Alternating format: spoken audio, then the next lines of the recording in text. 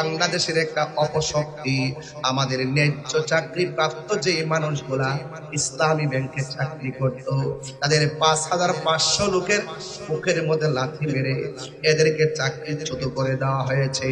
আপনারা জোরে বলুন, এই কাজটা কি ভালোবাসার আলামত নাকি জুলুমের আলামত? আরো বড় কোন কিসের আলামত? আপনার কি মনে হয় না জুলুমের বিচার হবে? আরো জোরে কোন, আরো জোরে কোন। ইন্নাল্লাহা ইউমাহিলু ওয়া লা ইয়ামহুল, ইন্নাল্লাহা ইউমাহিলু ওয়া লা ইয়ামহুল। আল্লাহ ছাড় দেয় কিন্তু ছেড়ে দেয় না।